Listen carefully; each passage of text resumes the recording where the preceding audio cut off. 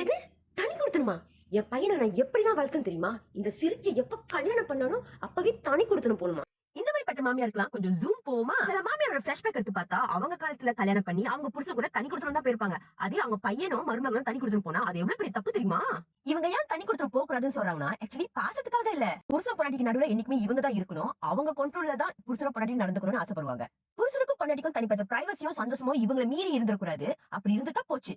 சில மாமியாருங்க பையனையும் மருமகளையும் கைக்குள்ளேயே கண்ட்ரோல்ல வச்சுக்கணும்னு நினைப்பாங்க. அதே அவங்க தனி கொடுத்துட்டு போயிட்டாங்கன்னா இதெல்லாம் நடக்காதுல்ல. அதனாலதான் ஐயோ ஐயோ ஐயோ என் பையன் ஒரு வார்த்தை கூட ஏத்து பேசினது இல்ல. இவரை எப்ப கல்யாணம் பண்ணாலும் அப்படியே இவ பேச்ச கேட்டு ஆடுறான். மாமியாரே என்ன நீங்க சில மாமியாருங்க பாத்தீங்கன்னா அவங்களுக்கும் அவங்க பையனுக்கும் சண்டை வந்துட்டா போதும் உடனே மருமக மேல பழைய தூக்கி போடுறது. பொம்பளை பேச்சு கேட்டு ஆடுறான், பொம்பளை சொல்லி கொடுத்துச்சு அப்படி இப்படின்னு. மாமியாரே ஆக்சுவலி உங்க பையனை மாத்தினது உங்க மருமக கிடையாது, அது நீங்க தான். நீங்க எப்படி உங்க பையன் கிட்டயும் மருமக கிட்டயும் நடந்துக்கிறீங்களோ அதுக்கேத்த மாதிரி தான் அவங்களும் உங்ககிட்ட நடந்துக்குவாங்க தெரியுமா?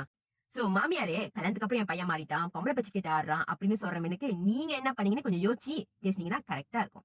உங்க மருமக கெட்டவ சரியில்லைன்னு சொல்றவனுக்கு கண்ணாடியில உங்க முகத்தை பாருங்க. அப்ப தெரியும் நீங்க நல்ல மாமியாரா இல்ல எப்படிப்பட்ட மாமியார்னு.